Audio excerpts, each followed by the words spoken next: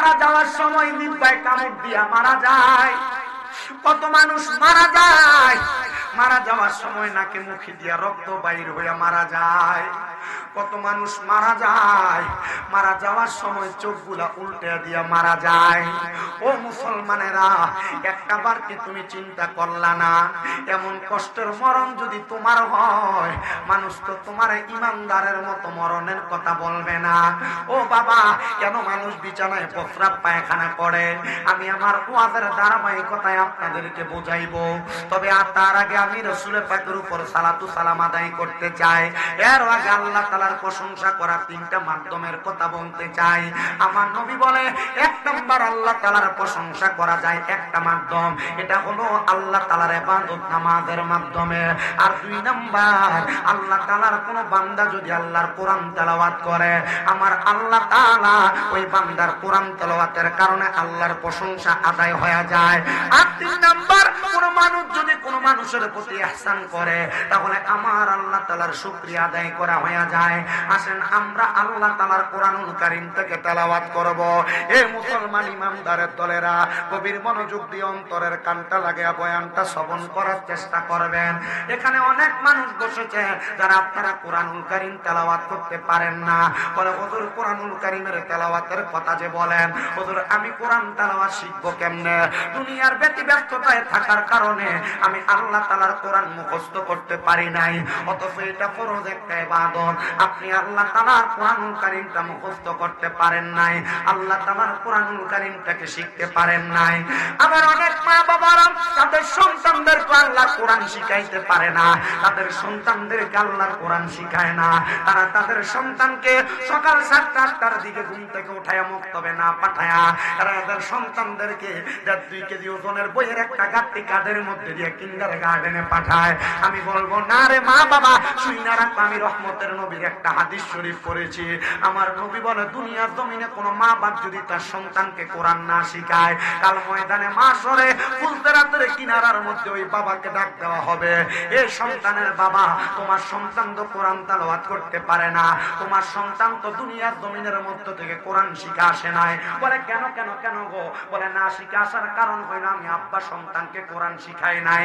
বলে, কেন কেন? বলে, আমি আমার দুনিয়ার ব্যস্ততার কারণে সন্তানটারে আল্লাহ তাআলার কোরআন শিখাইতে পারি নাই। যখন সন্তানের বাবা এই কথা বলবে, সন্তানের আব্বাটারে ফুলসিরাতের এই পারে তার হাতগুলা দিয়া, ওই পারে তার পাগুলা দিয়া,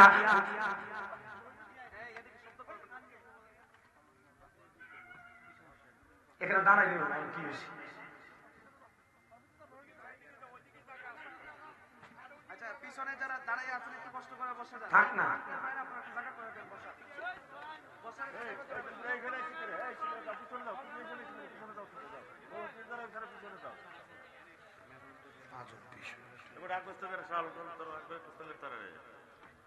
যে যেখানে যেভাবে দাঁড়ায় এভাবে দাঁড়াইতে দিন, আল্লাহর এখান থেকে।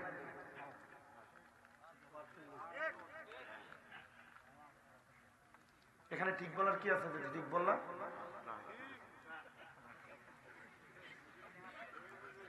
যদি কোন সন্তানের মা বাবা ওই সন্তানকে কোরআন না শিখায়, ওই সন্তানের মা বাবা কোরআন না শিখানোর কারণে ফুলসিরাতের পারে নিয়ে ওই সন্তানের আব্বার হাতগুলা দিবে এক পারে আর পা গুলা দিবে আরেক পারে। সন্তানকে বলা হবে, তোমার আব্বা যেহেতু তোমার কোরআন শিখায় নাই, তাইলে তুমি তোমার আব্বা জানের বুকের মধ্যে পাড়া দিয়া ফুলসিরাতটা পার হও। হে মুসলমানেরা, একটা বার চিন্তা করে দেখো, যদি তোমারে বলে হয় তোমার আব্বার বুকের মধ্যে পাড়া দিয়া ফুলসিরাত পার হওয়ার জন্য, তুমি কেমনে সহ্য করবা আমার বুঝে আসতেছে না। জন্য সবার কাছে আমার আবদার, আপনারা আপনাদের সন্তান আত্মীয় স্বজনের মধ্যে ছোট যারা আছে তাদেরকে আল্লাহ তাআলার কোরআনুল কারীমটা শিক্ষা গ্রহণ করাইবেন। এই যে সামনে মাহে রমজান মাস আসতেছে, মাহে রমজান মাসে এক প্রথম কোরআনুল কারীম তেলাওয়াত করার কারণে আল্লাহ তাআলা আপনাকে 70 থেকে 700 গুণ সওয়াব প্রদান করবে। কিন্তু আপনি যে আল্লাহ তাআলার কোরআনটা তেলাওয়াত করতে পারেন না, ওই তেলাওয়াতের সওয়াব আপনি কেমনে পাবেন? আমি রমজান মাসে আমার কুমিল্লার মসজিদের অনেক মুসল্লিদেরকে আমি দেখি, তারা আল্লাহর কোরআনটা খুইলা কোরআনটারে বুকের সাথে লাগায়া লাগায়া চোখের পানি ছাইরা দিয়া কান্দে। আমি গত রমজানে আমার এক মুসল্লির কাছে আসরের নামাজের পরবর্তী সময়ে জিজ্ঞাসা করলাম, এ বাবা, আপনি কেন আল্লাহ তাআলার কোরআনুল কারীম বুকের সাথে লাগায়া কান্দেন? চোখের পানি ছাইরা দিয়া কয়, হুজুর,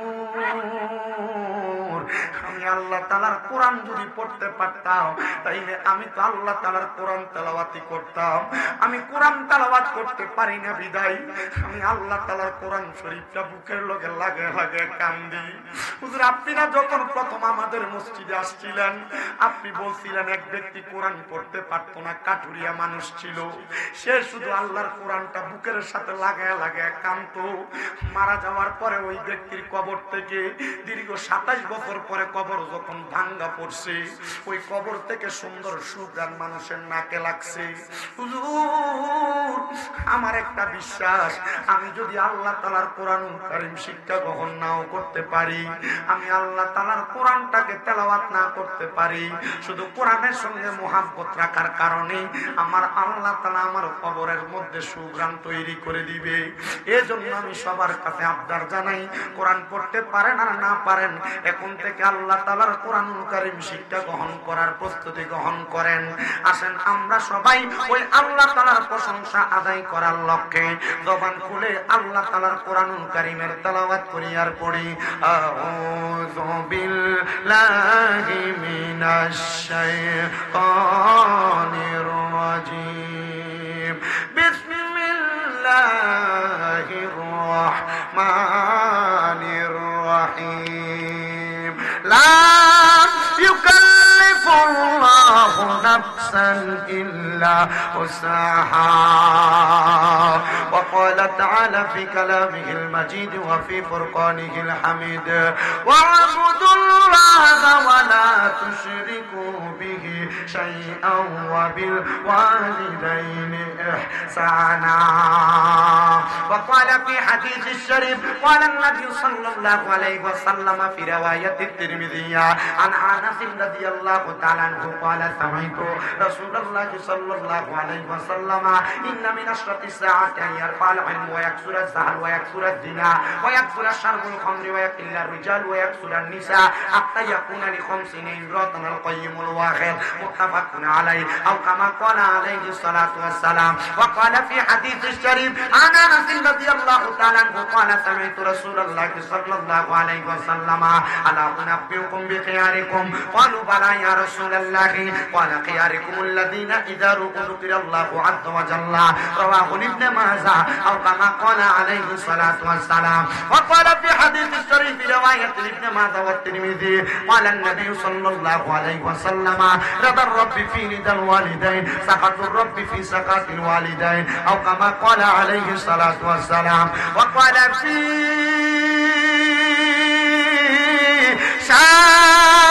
شان حبيبه ومحبوبه ومعشوقه مخبرا وآمرا، إن الله وملائكته يصلون على النبي يا أيها الذين آمنوا صلوا عليه وسلموا تسليما، اللهم صل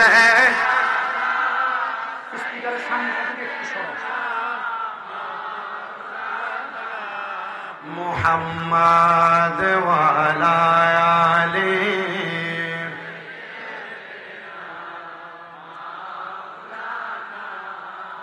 বেবে দেখো মনে মনে প্রেমনি করছ নবীর সনে, বেবে দেখো মনে মনে প্রেমনি করছ নবীর সনে, নহিলে থেকে বারো জাহা হাসরে মুহাম্মদ ইয়া রাসূলুল্লাহ আল্লাহুম্মা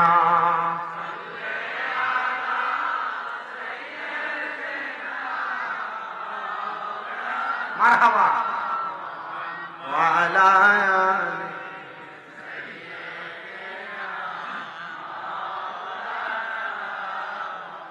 আমি জানতে চাই জাফলংয়ের লাখের পারের মানুষ নবীর উপর দুরূদ আদায় করলে কষ্ট হয় আপনাদের, অসুবিধা হয় আপনাদের?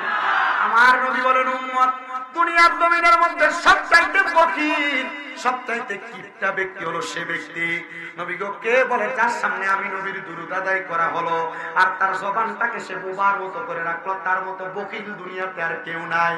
এবার চিন্তা করে দেখবেন আপনি আস্তে দুরূদ করবেন না জোরে দুরূদ আদায় করবেন? রহমতের নবীর আরেকটা জায়গার মধ্যে নবীজির ঘোষণা, দুনিয়ার জমিনের মধ্যে আমার যেই উম্মত আমি নবীর প্রতি যত বেশি দুরূদ শরীফ আদায় করবে জান্নাতের মধ্যে ওই উম্মত আমি নবীর তত কাছাকাছি থাকবে। এবার আপনারা দুই হাত তুলে বলেন আমরা নবীর কাছাকাছি থাকতে চাই কি চাই না? বলেন না নবীর কাছাকাছি থাকতে চাই কি চাই না? যারা নবীর কাছাকাছি থাকতে চাই মুহাব্বতে দুরূদ আদায় করেন আল্লাহুম্মা। সামান্য রিবাত কমাও, রিবাত কমাও হালকা। মুহাম্মদ ওয়া আলা আলি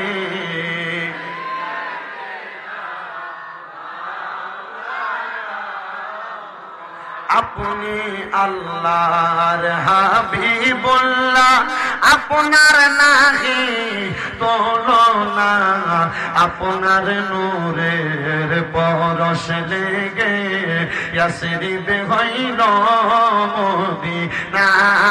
আল্লাহুম্মা সাল্লি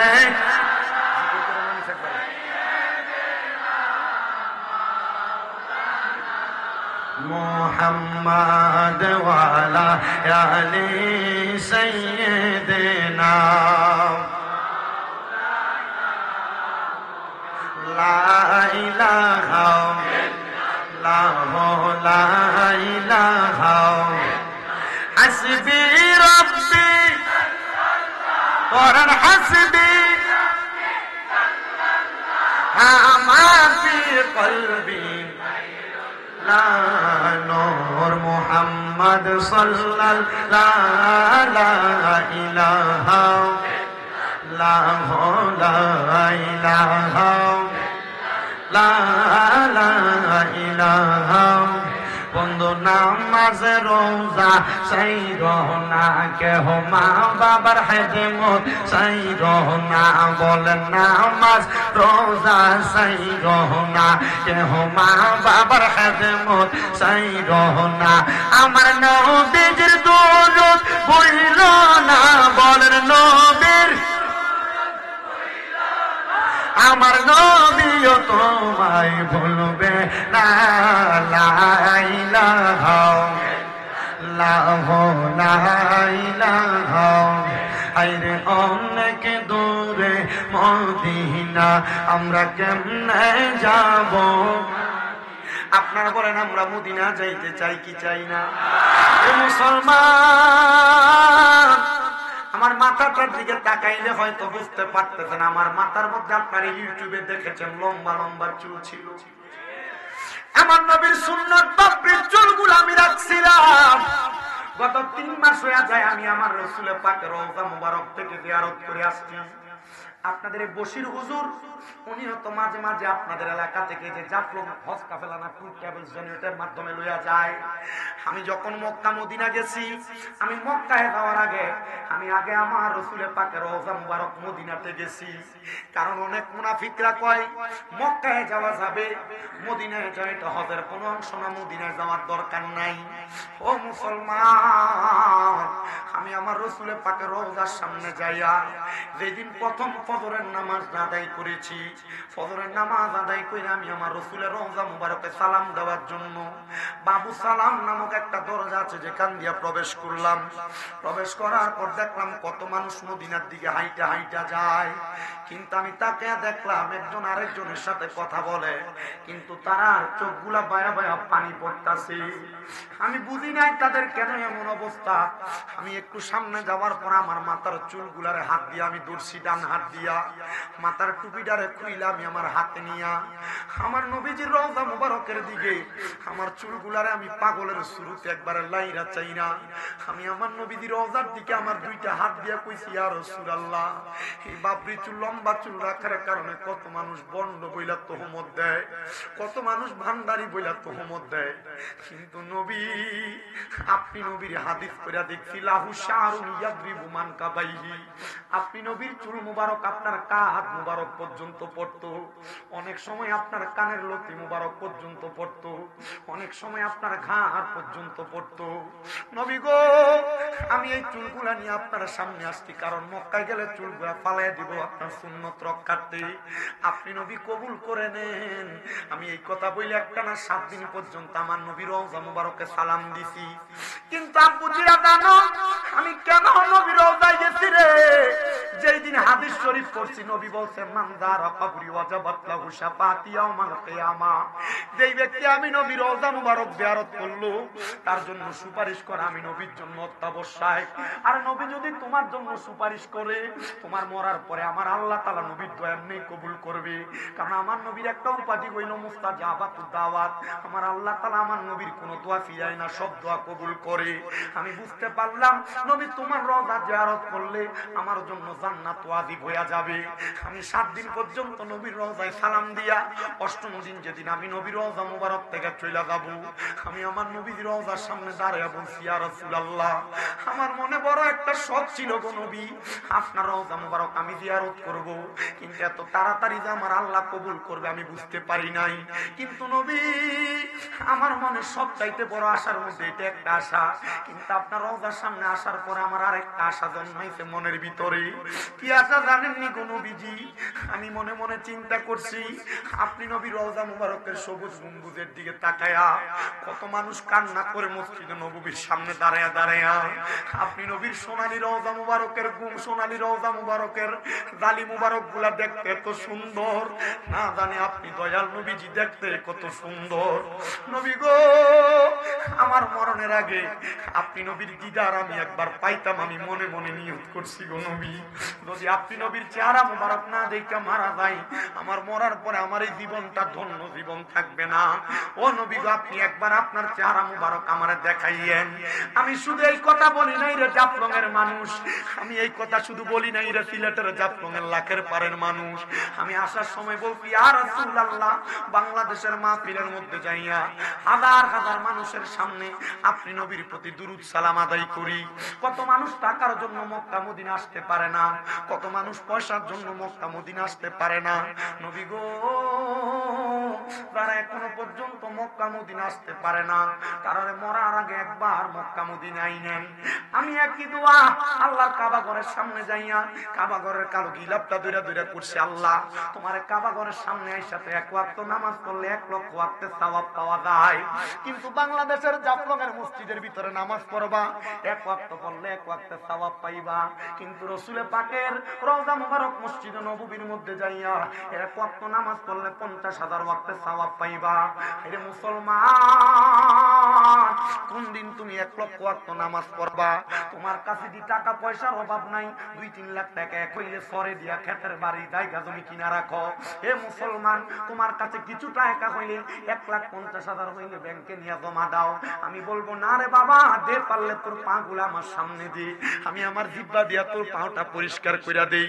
তবে ওয়াদা করবি জীবনে যদি শান্তি পাইতে চাও, জীবনে যদি জীবনের আরাম আয়েশ ভোগ করতে চাও, একটাবার মক্কা মদিনা যাইবা, ওই মক্কা মদিনা এত শান্তি পাওয়া যায়, দুনিয়ার কোন জায়গায় এত শান্তি পাওয়া যায় না। এ পর্দার অন্তরালের আমার মা, এ আমার আম্মুজিরা গো, তোমার স্বামী তোমার কানের দুল বানিয়ে দেয়, গলার চেইন বানিয়ে দেয়, এগুলা তুমি মারা যাওয়ার পর তোমার সন্তানেরা মেয়েরা ভাগাভাগি করে নিয়ে যাবে। আমি বলবো মারা যাওয়ার পর তোমার এগুলা কোনো কাজে আসবে না। পারলে বাজারে বিক্রি করে স্বামীর হাতে টাকাটা তুইলা দিয়া বলবা আমার টাকাটা দিয়া মক্কা মদিনা নিয়ে যান। বেশি টাকা মক্কা মদিনা যাইতে খরচ হয় না, বেশি থেকে বেশি হলে 1 লক্ষ 1.5 লক্ষ টাকার মতো খরচ হয়ে যায়। এই টাকা দিয়া মক্কা মদিনা গেলে আর খানার কথা মনে থাকবে না, মক্কার জমজমের পানি খাইলে, মদিনা শরীফ থেকে নামাজ পড়া বাইরে কইবা, ছোট ছোট বাচ্চারা ইয়া আল্লাহ হাদিয়া বইলা বইলা তোমারে ডাকবে খেজুর খাইবার লাগা। তোমার মনটা কি চায় না মদিনা শরীফের ডান দিক দিয়া বাইর হইয়া বাম দিকে বাবে জিব্রাইলের পাশে একটা জায়গা আছে যেটার নাম জান্নাতুল বাকি, ফজরের নামাজটা পড়া সেখানে প্রবেশ করলে শরীরটা ঠান্ডা হয়ে যায়। মক্কা শরীফ থেকে একটু পাশে একটা জায়গা, এই জায়গার নাম জান্নাতুল মুআল্লা, সেখানে আসরের নামাজের পরে গেলে কলিজাটা ঠান্ডা হয়ে যায়। মদিনা শরীফের মধ্যে, মদিনা শরীফের 310 নম্বর গেট থেকে ডান দিকে ঢুইকা গেলে একটু সামনে হাঁটলে, আস্তে আস্তে 10 মিনিট হাঁটলে সামনে কুবা মসজিদ, যে মসজিদের মধ্যে মাত্র 2 রাকাত নামাজ পড়লে একটা উমরা হজের সওয়াব পাওয়া যায়। এই কুবা মসজিদে যাইতে কয়েকটা মসজিদ পাওয়া যায়, মসজিদে কিবলাতাইন, কুবা মসজিদে যাইতে খন্দকের যুদ্ধের ময়দান দেখা যায়, কুবা মসজিদে যাইতে হাতের ডাইনে নবীর কন্যা মা ফাতেমার বাড়ি দেখা যায়। হায়রে মুসলমান, জীবনে যদি মুসলমান দাবি করো, মরণের আগে জীবনে একটা স্বাদ মজা পাইতে চাও, এই বরকতওয়ালা জায়গা মক্কা মদিনা একবার যাইবা নিয়ত করো।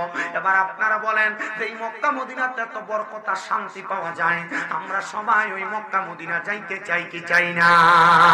যারা যারা যাইতে চাই একটা জমানো বন্ধ না রাইকা উচ্চ কণ্ঠে জোরে জোরে পড়েন, ওরে দয়াল আল্লাহ দয়া করেন, দয়াল নসিবি করেন মদিনা, আল্লাহ লা লা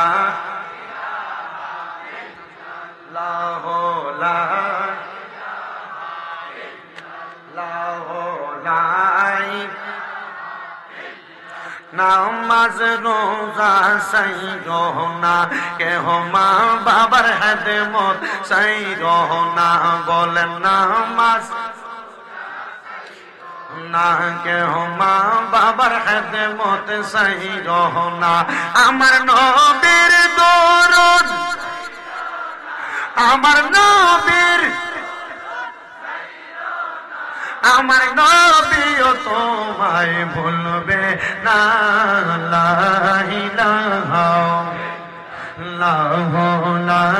ইল্লাল্লাহ, লা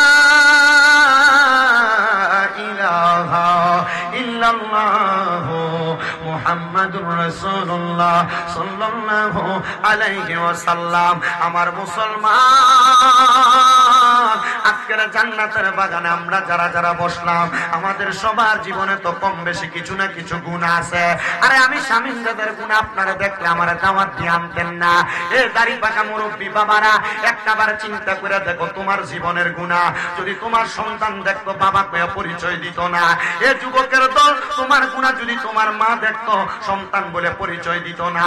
আমার আল্লাহর দরবারে লাখ লাখ শুকরিয়া, আমার আল্লাহ তাআলা আমরার গুনাহগুলো গোপন করে রাখছে। এ পর্দার অন্তরালের আমার মা, মা গো, তোমার জীবনের গুনাহগুলো যদি তোমার সন্তানেরা দেখতো, মা কইয়া পরিচয় দিত না। ও আল্লাহ, এত গুনাহ করলাম, তুমি যে আমরার খানার রিজিক বন্ধ করো না, হাতগুলো অচল বানাও না, পা গুলো অচল বানাও না। আমার আল্লাহ বলবে রে বান্দা, আমি আল্লাহ না বলছি লা তাকুনা তুমি রাহমাতিল্লাহ, আমি আল্লাহর রহমত থেকে তোমরা নিরাশ হইও না। ইন্নাল্লাহা ইয়াগফিরুয যুনুবা জামিআ, নিশ্চয় আমি আল্লাহ সকল প্রকার গুনাহগুলো ক্ষমা করে দেয়। সে আল্লাহ সকল প্রকার গুনাহ ক্ষমা করে দেয়। আসেন আমরা সবাই জীবনের গুনার কথা স্মরণ কইরা মুহাব্বতের আওয়াজে উচ্চ কণ্ঠে আমার আল্লাহ তাআলার ইসমে জাতের একটু জিকির করি। আল্লাহ আল্লাহ আল্লাহ আল্লাহ আল্লাহ আল্লাহ আল্লাহ আল্লাহ লা ইলাহা ইল্লাল্লাহ লা ইলাহা ইল্লাল্লাহ মুহাম্মদ রাসূল আখিরাতে পার হবি তুই ফুল সে রাতের ফুল মারহাবা আল্লাহ আল্লাহ বেখতান নাকি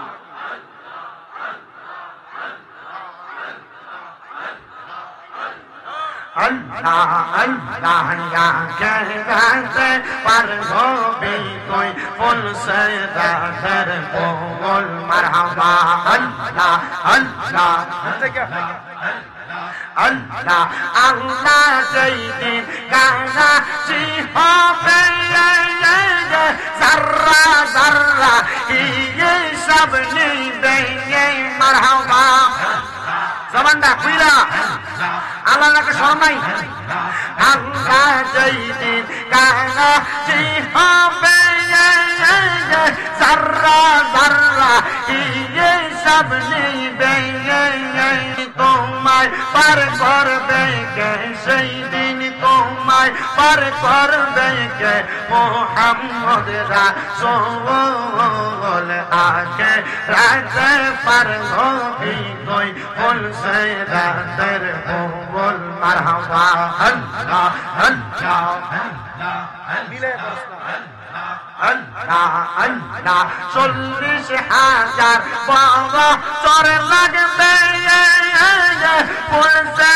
না তো পাহাড়ি দিতে সেই দিন তোমায় কে তোরাবে সেই দিন তোমায় কে তোরাবে মুহাম্মদ রাসূল আখিরাতে পার হবি তুই ফুল সে রাতের ফুল মারহাবা আল্লাহ আল্লাহ আল্লাহ আরাম পাতাই জাহাম পাতাই কত পানি সরে সাজবি দায়ার গোসল জীব বড়ই পাতার জলে মারহাবা আল্লাহ আল্লাহ আতর গোলাপ সুরমা চন্দন সিজাই শিব রে ও পানের মোহ ওরে সেদিনে তুমি ধীরে ধীরে ফিরে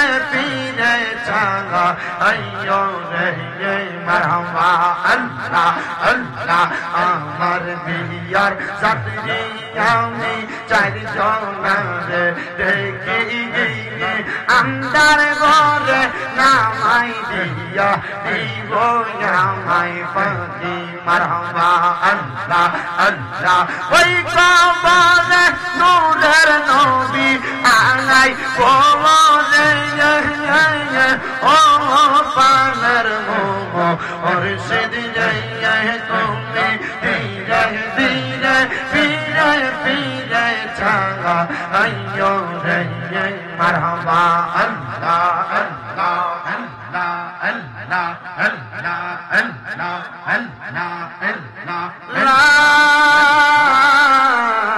ইলাহা ইল্লাল্লাহ মুহাম্মাদুর রাসূলুল্লাহ সাল্লাল্লাহু আলাইহি ওয়াসাল্লাম একটা জবানও বন্ধ রাখবেন না জবানটা ছেড়ে দিয়ে উচ্চ কণ্ঠে বলেন আমরা জিকির করলাম কার এ মুসলমান এ আল্লাহর জিকির সবাই করে কিন্তু এই জিকির করনেওয়ালা জাকেরের দল হইল দুইটা একটা ঈমান আইনা আর একটা ঈমান না আইনা যারা ঈমান আইনা আল্লাহর ডাকে তাদের অবস্থা মরার সময় বড় ভালো যারা ঈমান না আইনা শুধু আল্লাহর পথে চলে বইলা বইলা ডাকে এর অবস্থা বড় খারাপ ভয়াবহ হবে ওই ঈমানদার এবং বেঈমান ঈমানদার এবং বেআমল আমল বলা এবং বেআমল ব্যক্তিদের কথাগুলো আপনাদের কাছে বলতে চাই যায়। ওই যে বলছিলাম কত মানুষ মারা যাওয়ার সময় বিছানার মধ্যে প্রস্রাব পায়খানা কইরা দেয়, এটার কারণটা আপনারা একটু মনোযোগ দিয়ে শোনার চেষ্টা করবেন। আমার আল্লাহ তাআলা যখন কোনো বেঈমান, যখন কোনো নাফরমান, যখন কোনো হারামখোর পরের হক খানেওয়ালা ব্যক্তির রূহটা কবজ করার জন্য আজরাইলকে পাঠাবে, ওই আজরাইলে আসার আগে আমার আল্লাহ তাআলা ওই বান্দার সামনে দুইটা নীলস গলা ফেরেশতা পাঠায়। ওই ফেরেশতারা হইল আযাবের ফেরেশতা। ওই ফেরেশতারা বান্দার সামনে আইসা বান্দার সামনে যখন দাঁড়ায়, ওই বান্দাটা ফেরেশতাদের চেহারা দেইখা, নীল চোখগুলা দেইখা বান্দা ভয়ে বিছানার মধ্যে প্রস্রাব পায়খানা করে দেয়। এ মুসলমান, তুমি যদি মারা যাওয়ার সময় বিছানার মধ্যে প্রস্রাব পায়খানা করে দাও, এক নাম্বার চিন্তা করে দেখো, আমার আল্লাহ তাআলার বান্দারা বলবে, বান্দাটা মনে হয় আল্লাহ তাআলার আযাবের ফেরেশতার মুখ দেইখা মারা গেছে। হায়রে আমার বাবা, হায়রে আমার পর্দার অন্তরালের মা বোনেরা, এবার যখন ওই বান্দা বিছানায় প্রস্রাব পায়খানা কইরা দেয়, বান্দাটার সামনে আজরাইল আলাইহিস সালাতু ওয়াস সালাম হাজির হয়ে যায়। আজরাইলটা হাজির হওয়ার সাথে সাথে ওই বান্দাটা আজরাইলের সঙ্গে কথা বলার চেষ্টা করে, কিন্তু বান্দার হায়াত তো শেষ হয়ে গেছে, বান্দা তো আজরাইলের সঙ্গে কথা বলতে পারবে না। ওই সময় বান্দার দুই চোয়ালের মাঝখানে বান্দার জিহ্বাটা কামড় পড়া যায়। ও মুসলমান, বান্দার দুই চোয়ালের মাঝখানে জিহ্বাটা কামড় পড়ার পরে এবার বান্দা আজরাইলকে তার চোখের ইশারা দিয়া বোঝানোর চেষ্টা করে। এবার বান্দার চোখটা আজরাইলের ভয়ঙ্কর চেহারার দিকে তাকায়া বান্দার চোখটা উপরের দিকে উল্টে যায়। এবার বান্দার সামনে যখন আজরাইলে আসে, আসার সাথে সাথে বান্দার বুকটার মধ্যে আজরাইলের হাতটা রাইখা বান্দার রূহটা যখন কবজ করবে, আমার রহমতের নবীর বর্ণনা, নবী জানায়া দেয় উম্মত, বান্দার শরীরের উপরে যখন আজরাইলের হাতটা শুধু রাখবে, রূহ কবজ করে নাই, তখন বান্দার কাছে মনে হবে দুনিয়ার সবচাইতে বড় বড় পাহাড়গুলা মনে হয় বান্দার বুকের উপর চাপিয়ে দিছে। নারে শুধু তাই না, ওই বান্দার বুকের মধ্যে তাইকা আজরাইলে হাত নিয়ে যখন রূহটা কবজ করে নিয়ে যাবে, ওই বান্দার কত কষ্ট হবে জানো? একটা ছাগল জীবিত অবস্থায় থাকলে, একটা বকরি জীবিত অবস্থায় থাকলে, ওই ছাগল বকরিটার জীবিত অবস্থায় লটকায়া দিলে, শরীরের চামড়াটা জীবিত অবস্থায় টাইনা টাইনা চিরা ফেললে ওই বকরিটার যত কষ্ট হবে, একটা বেঈমান বেআমলের, একটা নাফরমানের তত কষ্ট হবে। ও মায়ার নবী, এত কষ্ট পাওয়ার পর বান্দাটারে কি মাফ করা হবে? বলে বান্দার মরণ থেকে কষ্ট তো শুধুমাত্র শুরু হইল, বান্দার রূহটা নিয়ে যখন আজরাইল ফেরেশতা যাবে, ওই ফেরেশতা নাকের মধ্যে এমন ভাবে কাপড় দিয়া ঢাকনা দিবে, বান্দার রূহ নিয়ে সামনের দিকে যাবে। বান্দা বলবে, রে আজরাইল, আমার রূহ নিয়ে যে সামনের দিকে এত তাড়াতাড়ি যাও, তুমি যদি জানতা আমার জন্য আল্লাহ তাআলা কত যন্ত্রণাদায়ক শাস্তি রেডি করে রাখছে, তাইলে তুমি এত তাড়াতাড়ি আমারে নিয়ে যাইতা না। এবার বান্দা রূহ নিয়ে যাবে প্রথম আসমানের সামনে। প্রথম আসমানের সামনে যখন নিয়ে যাবে, প্রথম আসমানের সামনে সারিবদ্ধ অনেকগুলা ফেরেশতা বান্দার দিকে তাকায় তাকায় থু নিক্ষেপ করবে।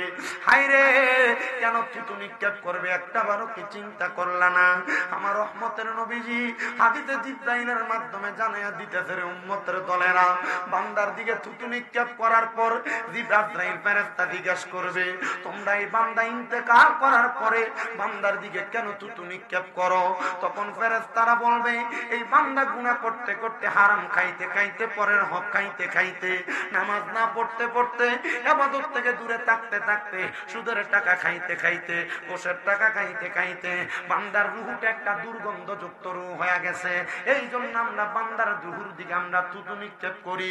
এই সুদখোরেরা জাফলং এলাকায় যদি থাকো, এই ঘুষখোরেরা লাখের পার এলাকায় যদি থাকো, এই পরের জমি দখল করিনারা যদি এই মাহফিলে তাইকা থাকো, চিন্তা করে দেখো তোমার রূহটার দিকে ওই ফেরেশতারা থুতু নিক্ষেপ করবে। এবার বলেন, সুদখানার মতো, ঘুষখানার মতো এমন বালা মানুষ এই জাফলং এলাকায় আছে না নাই? কম না বেশি?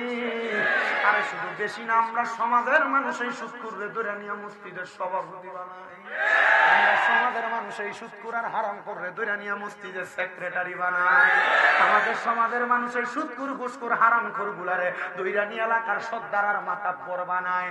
আল্লাহর কসম তিরমিজি শরীফ 2211 নম্বর হাদিস আল্লাহর নবী কয়, যখন দেখবা সমাজের মানুষ নিকৃষ্ট লোকদেরকে সমাজের নেতৃত্ব দেওয়ার জন্য দাঁড় করা দেয়, মনে করবা তোমাদেরকে আযাব গজব পাকড়াও করতেছে। ও মুসলমান, সুদখোর ঘুষখোর গুলাকে সমাজের মসজিদের সভাপতি হয়, এটা নতুন কিছু না। আল্লাহর নবী বইলা গেছে আরো 1500 বছর আগে, এটা কিয়ামতের আলামত, আযাবের লক্ষণ। এবার আপনারা বলেন, এই হারামখোর গুলা যখন মরার পর কবরে শাস্তিটা কি কম না বেশি? এবার বলেন, এই সুদখোরের পরিমাণ সোনার বাংলাদেশে কম না বেশি? ও বন্ধু, শুধু সুদ না রে, সুদ তো খায় আবার এই সুদের টাকাটা নিয়ে ঝগড়া লাগলে এমন ভাবে লাইগা যায়। এই সুদখোরটার ক্ষমতাটা দেখবা বেশি থাকে এলাকায়, ঘুষখোরটার ক্ষমতাটা দেখবা এলাকায় থাকে বেশি। বলে হুজুর কেন বেশি থাকে? ও বাবা, বেশি থাকার কারণ হইল, কারণ তার হারাম টাকা দিয়া সে তার জবরদস্তি শক্তি বাড়ায়, আর ওই শক্তি দিয়া মানুষের সঙ্গে লাগার চেষ্টা করে। না না না, মনে রাখবা, ইন্না বাতশা রাব্বিকা লাশাদীদ, নিশ্চয়ই আল্লাহর ধরা শক্ত ধরা। আল্লাহ যদি ধরে, তোমার মতো 10-15-20টা সুদখোর আসলো কোনো কাম হবে না। এবার আপনারা বলেন, ওই সুদখোর গুলা সমাজ থেকে বয়কট করানোর দরকার আছে না না? কিন্তু মুসলমান, বাংলার সমাজের এমন অবস্থা, মানুষ হয় সুদ খায়, নয় সুদ দেয়, নয় সুদের সাক্ষী হয়, নয় সুদের স্ট্যাম্প লেখালেখি করে। এমন অবস্থা বাংলাদেশের মধ্যে অভাব নাই। আবার এখন সিস্টেম উল্টে গেছে গা, বেটারা সুদ খায় না, বাড়ি বাড়ি বেরিয়েতে সুদের ব্যবসা করে। কথা কথা ওরে, বাড়ি বাড়ি কিস্তির নাম দিয়ে যে সুদের ব্যবসা চলে, এই সুদের ব্যবসার নামক বাইরে থেকে তো তারা সরাইতে পারত না। আমি বলবো, আম্মুজিরা, সুদের টাকা দিয়া আমি গোশত খাইবা কোনো লাভ হবে না। বাবাজিরা, হারাম টাকা দিয়া দামি কাপড় পরবা কোনো লাভ হবে না। তোমাদের কাছে আমার আবদার হইল, যদি কবরে গেলে জান্নাতের পোশাক পরতে চাও, হারাম খানা ছাড়ো, মানুষের বাড়িতে মুনি দিবা, মাটি কাটবা, পাথর কুড়াইবা, তবুও কোনোদিন দুনিয়ার জমিনে হারাম খায়ও না। মনে রাখবা, হারামের কোনোদিন আরাম হয় না। আবার সুদের এখন একটা ইন্টারন্যাশনাল নাম হয়ে গেছে, এলাকাতে মানুষ সুদখোর বলবে, এজন্য এলাকাতে সুদে খায় না। এককালে নিয়া ব্যাংকের মধ্যে 10-20 লাখ রাখা দেলায়। এটার নাম দিছে এখন এফডিআর।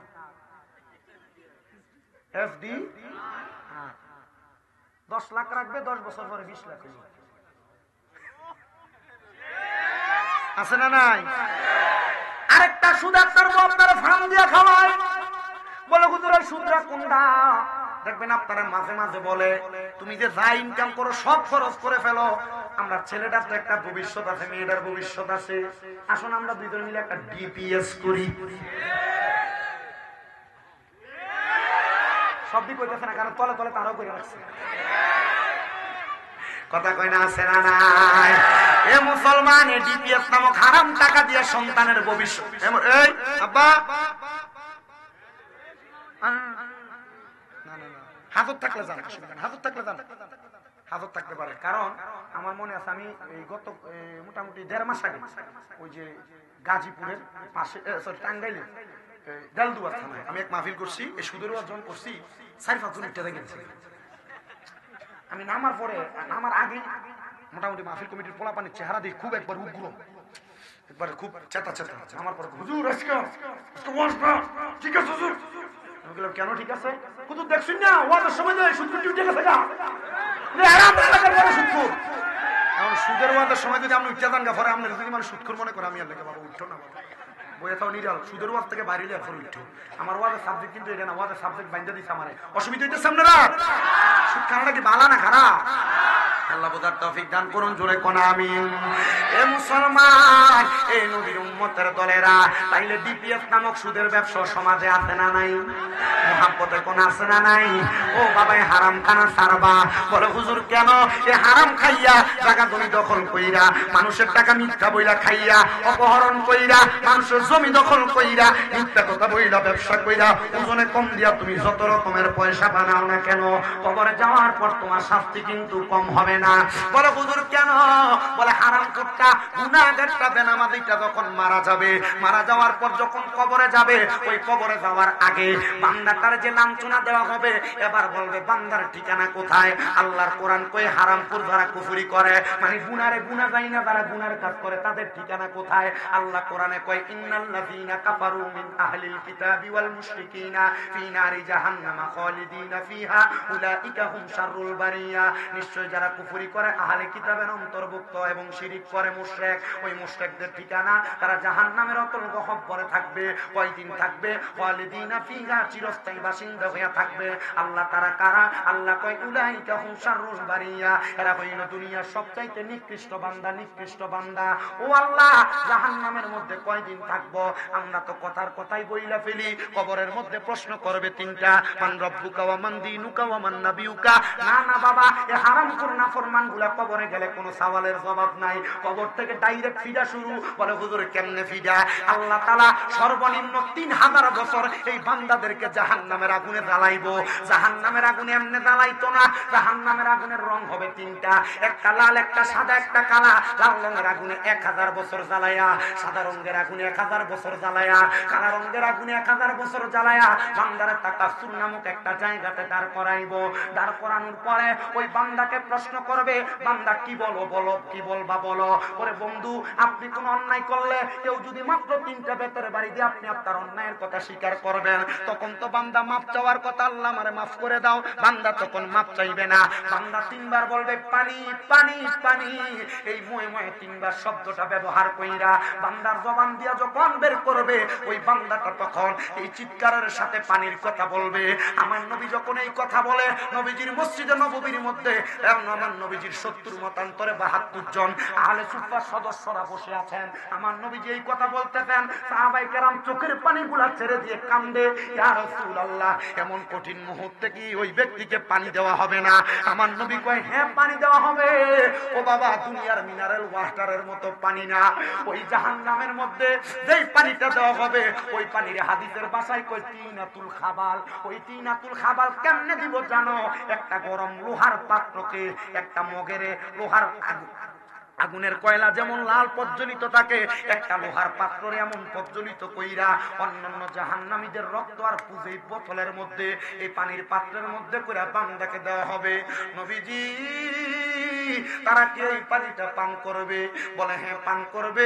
নবী গো, তারা কেমনে পান করবে? রক্তপুষ তো মানুষ খাইতে পারে না, মানুষ এই রক্তপুষ গুলা কেমনে মুখের মধ্যে দিবে? বলে হ্যাঁ, যখন নাকের মধ্যে তৈরা তারা রক্তপুষ গুলা তাদের মুখের মধ্যে ঢাইলা দিবে, তাদের জিহ্বাটা গইলা, পেটের নাড়ি বুড়ি গুলা গইলা তাদের বাথরুমের পায়খানা রাস্তা দিয়ে বের হয়ে যাবে। ও মুসলমান, নামাজ ছাইরা দাও তোমার বিষয়, রোজা ছাইরা দাও তোমার বিষয়, ইবাদত ছাইরা দাও তোমার বিষয়, হারাম খাও তোমার বিষয়। কবরে গেলে যদি এই শাস্তিগুলা মরণ থেকে ভোগ করতে পারো তোমার ব্যাপার। তুমি দুনিয়াতে পাঁচটা পাপে কাজ করো, আমার কোনো অসুবিধা নাই, গুনার কাজ করো অসুবিধা নাই, তবে মরার পরে শাস্তিগুলা সামান্যভাবে হইলেও উপভোগ করা লাগবে। এবার সাহাবায়ে কেরাম এই কথা শুই না 40 জন সাহাবায়ে কেরাম বেহুশ হয়ে পড়ে রইছে। আনাস ইবনে মালিক রাদিয়াল্লাহু তাআলা আনহু বলে, আমি তাকায়া দেখলাম বাকি 30 জন সাহাবী গড়াগড়ি করে কান্নাকাটি করতেছে। আমি জিগাইলাম, নবী, ও মায়ার নবী গো, নাফরমান বেআমলের জন্য আপনি এই কথাটা বললেন, কিন্তু মায়ার নবী যারা মুমিন, যারা আমলওয়ালা, তাদের ব্যাপারে কিছু বলেন না। আমার নবী আল্লাহর কোরআনুল কারীম তেলাওয়াত করে শোনাই, ইন্নাল্লাযীনা আমানু ওয়া আমিলুস সালিহাতি উলাইকা হুম খায়রুল বারিয়া। নিশ্চয় যারা ঈমান আনে এবং নেক আমল করে, এরা হইল দুনিয়ার সবচাইতে উত্তম ব্যক্তি। এবার আল্লাহর নবীর তিরমিজি শরীফের আরেকটা হাদিস শরীফের ব্যাখ্যা করতে যাইয়া আমাদের কুমিল্লা আলিয়া মাদ্রাসার হেড মুহাদ্দিস হুজুর উনি বলতেছে, ইমানদার বান্দা মরার সময় এমন কষ্ট পাবে না। আমি জিজ্ঞাসা করলাম, হুজুর, বেঈমানের মরণের অবস্থার বয়ান করলেন, এক হাদিস পড়াইলেন 3 দিন লাগায়া, ইমানদারের হাদিসটা জানি কয়দিন লাগায়া পড়ান? হুজুর কয়, বাবা, ইমানদারের হাদিসটা পড়তে গেলে অনেক লম্বা হাদিস, আমি শর্টকাট সময় তোমাদেরকে পড়ায়া শোনায়া দেই। আমার হুজুর আমার কাছে বলতেছে, ও বাবা শোনো, ওই দিন ক্লাসের মধ্যে যায় দেখি ছাত্র শুধু আমি হুদা একজন।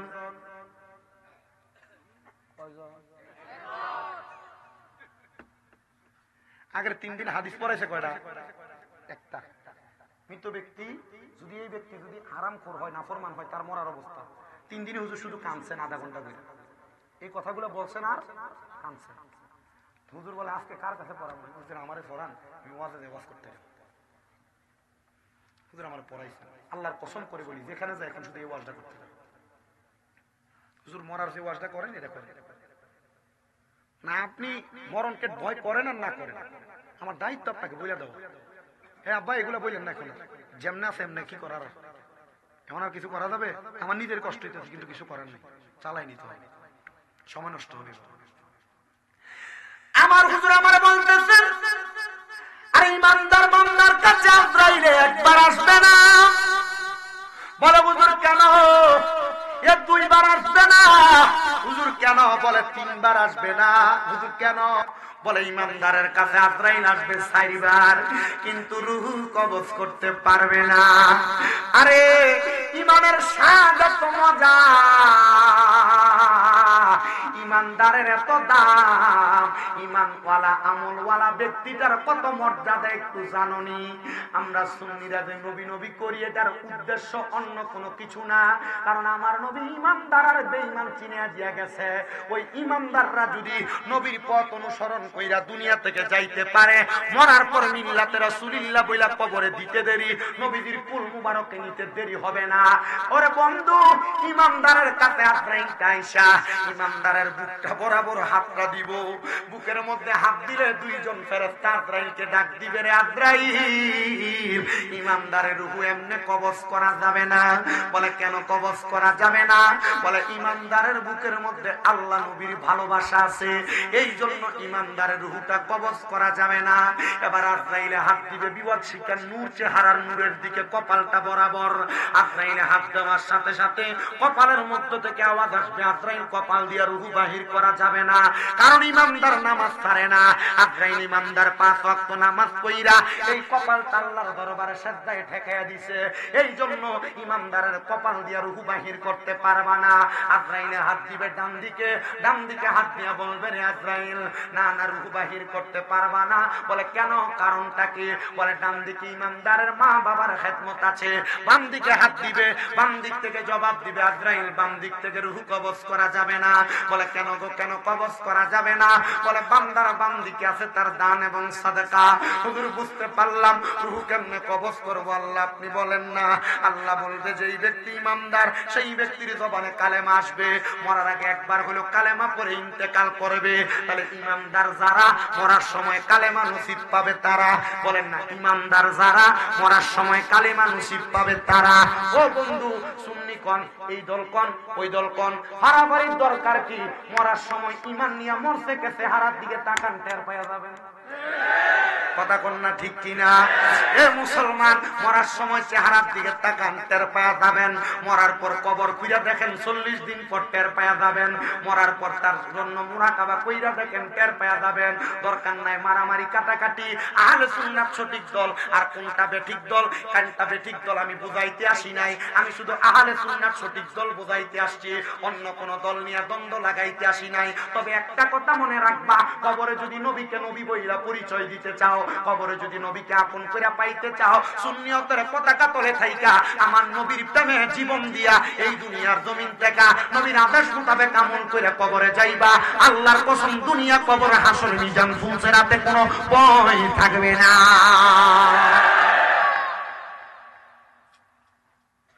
কোনো কথা নাই, মার লাগতেছে না, মারহাবা বলেন না। নাকি বাসায় না? এ মুসলমান ইমানদার, গভীর মনোযোগ দিয়ে বয়ান শ্রবণ করার চেষ্টা করবেন রে বাবারাম। এবার আজরাইল আসবে ইমানদারের কাছে। ও বাবা, বেঈমানের রূহ যখন নিছিল, বেঈমানের কষ্টটা কেমন? জীবিত বকরির চামড়া ছিঁড়া ফেললে যেমন কষ্ট, বেঈমানের তেমন কষ্ট, কিন্তু ইমানদারের এমন কষ্ট হবে না। নবী কেন? বলে ইমানদার কালেমা পড়বে, জবান দ্বারা বাতাস বের হবে। ছোট্ট একটা বাচ্চা দুধের জন্য কান্নাকাটি করলে, তার মা তার মাথার মধ্যে হাত বুলিয়ে দিলে, বাচ্চা যেমন ভাবে ঘুমায়া যায়, ইমানদার এমন ভাবে ঘুমায়া যাবে, ইমানদার মরার কষ্ট টের পাবে না।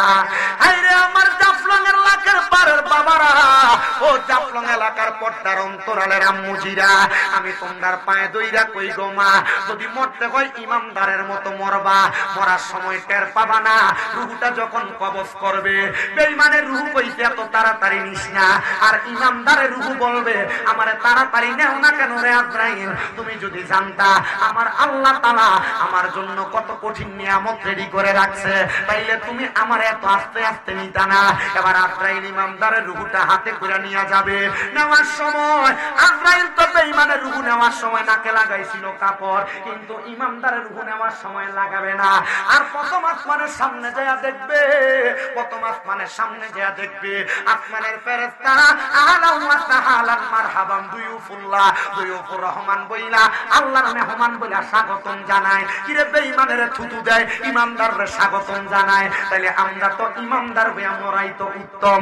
এ মুসলমান শুধু তাই না, এবার আজরাইলে ইমানদারের রূহটা নিয়ে যখন যাবে, আসমানের দিকে যাইতে যাইতে আমরা এলাকায় এক জাতের মাছ আছে, যেই মাছ হাতে নিলে পিছলা জায়গা ছালি দিয়া ধরা লাগে। কি মাছ? ইমানদারের রূহ আজরাইলের হাতে থাকবে না, এমন ভাবে ফিসলিয়া যাবে গা, আজরাইলের হাতে ইমানদারের রূহটা রাখতে পারবে না। বলে হুজুর কেন গো? ইমানদারের রূহ যখন আজরাইলের হাতে থাকবে না, আজরাইল ডাক দিয়া বলবে আল্লাহ রূহটা কি করব? বলে জান্নাতে যাও, যাহাবি ওয়াল ফিদ্দাত স্বর্ণ রূপার পেয়ালা নাও, স্বর্ণ রূপার পাত্র আইনা ইমানদারের রূহটা রাখবে, সেখানেও থাকবে না।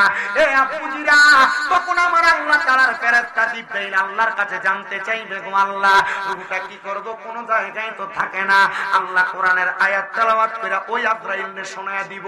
তোমার কি স্মরণ নাই ওই কথা? বলে কোন কথা? আমি আল্লাহ বলেছি ওয়ালা তাকুলু লিমান ইউকতালু ফি সাবিলিল্লাহি আমওয়াত বাল আহইয়াউ ওয়ালাকিন লা তাশউরুন। যারা আমি আল্লাহর রাস্তায় চলে যায় তারা মরা না, এদেরকে মৃত বলে ধারণা কইরো না। আল্লাহ কেন? আল্লাহ কয় বাল আহইয়াহুম, তারা জিন্দা।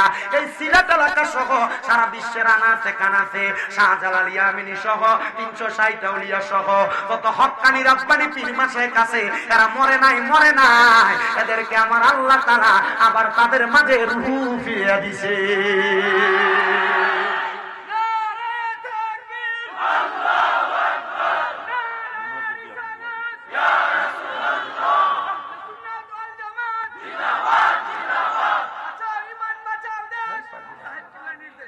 শাহজালালের তলোয়ার অত আস্তে মারতে এটা ঠিক আছে। মারহাবা হো, হুজুরে কোন মারহাবা। মুসলমান, তাইলে আপনি তো পীরের কাছে যান কথা সত্য, কিন্তু আপনি এখনো পর্যন্ত পীরের মতো ওলি হওয়ার চেষ্টা করলেন না। তাহলে আপনিও যদি মরেন, আপনি মরার পরে আপনার রূহ পর্যন্ত পৌঁছবে না, দেহ পর্যন্ত পৌঁছবে না। কারণ আল্লামা ইকবাল রাহমাতুল্লাহ আলাইহির কথা এবং মাসলাকে আলা হযরত সহ অন্যান্য উলামায়ে কেরাম এই কথারে সাক্ষী দেয়। ভাই মুহাম্মদ কি গোলামো কা কাফন মেলা নেহি হোতা। আরে মুহাম্মদ সাল্লাল্লাহু আলাইহি ওয়াসাল্লামের গোলামের শরীর পচবে দূরের কথা, এদের কাফনও ময়লা হবে না। এ কথা বলেন না ঠিক কিনা? যারা মুহাম্মদ সাল্লাল্লাহু আলাইহি ওয়াসাল্লামের গোলামি করবে, আহলে সুন্নাত ওয়াল জামাতের আকীদা মোতাবেক তার ঈমান তার আমলকে পরিপূর্ণ রাখা ইন্তেকাল করতে পারবে, মরার পর তার দেহ পচবে না, তার কাফনের কাপড়ে ময়লা পর্যন্ত লাগবে না। কথা কন না?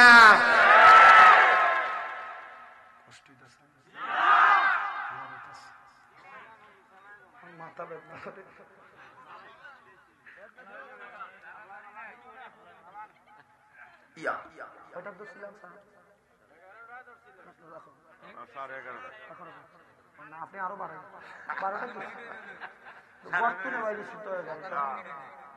তুমি আরো বড় বিলাতি।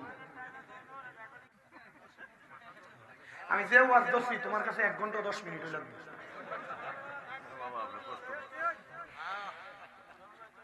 আছেন আপনারা? আমার কিন্তু কল লাগতো, আমি সপ্তাহ বাইন গিয়ার বাদ ইস্টা দিচ্ছি। আলহামদুলিল্লাহ হয়েছে নি?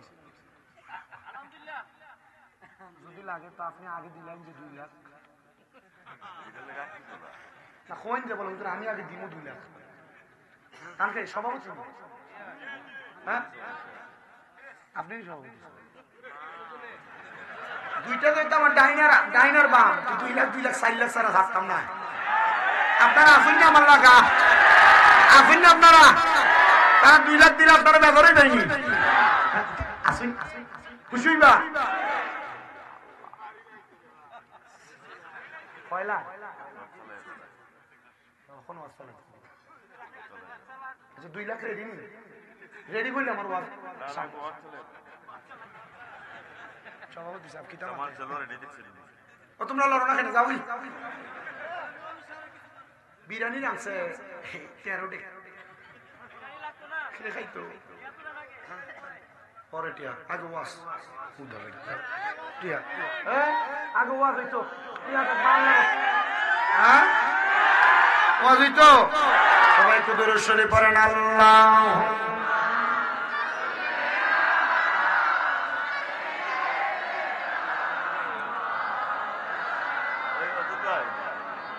وعلى آله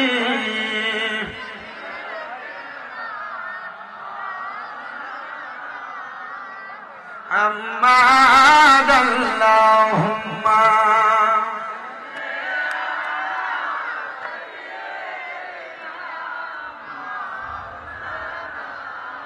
محمد وعلى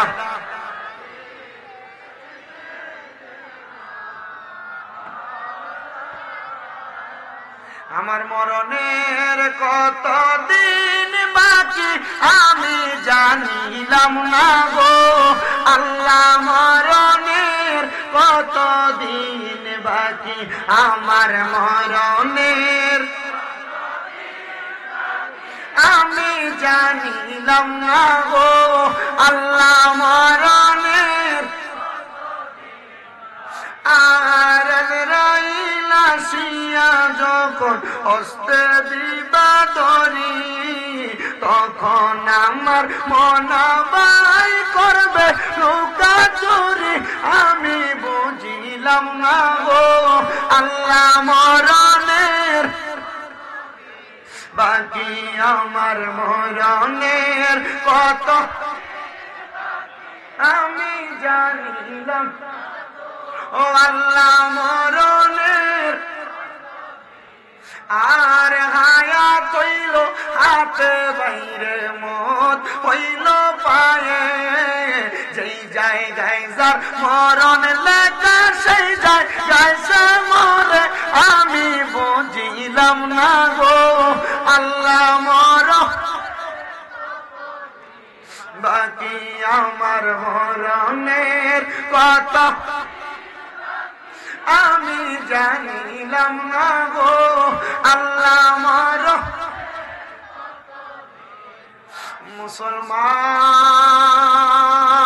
মুসলমান এই নবীর উম্মতের দলেরা এবার যখন ইমানদার বান্দার রুহুটা কবজ করলো রুহুটা কবজ করার সাথে সাথে ইমানদার বান্দাটার উপরে নিল উপরে নেওয়ার সময় ইমানদার বান্দার রুহুটা আজরাইলের হাতেও থাকে না এবার আমার আল্লাহ তাআলা ইমানদার বান্দার রুহুটা আবার ইমানদার বান্দার ভিতরে ফিরিয়ে দিবে এই নবীর উম্মতের দলেরা ইমানদার বান্দারে ফিরিয়ে দেওয়ার পর বান্দার তো একটা ঠিকানা আছে বান্দা কোথায় থাকবে ও আল্লাহ বান্দা তো বড় কষ্ট করে ঈমান আনছে বড় কষ্ট করে ইবাদত করছে আল্লাহ বান্দার ঠিকানা কোথায় এবার আমার আল্লাহ তাআলা কোরআনুল কারীমের আয়াত তেলাওয়াত করে শোনায় দেয় জাযাউহুম ইনদা রাব্বিহিম জান্নাতু আদনিন তাজরি মিন তাহতিহাল আনহার আমার আল্লাহ তাআলা জানায় দেয় বান্দা এই ঈমানদার বান্দার জন্য পুরস্কার হইল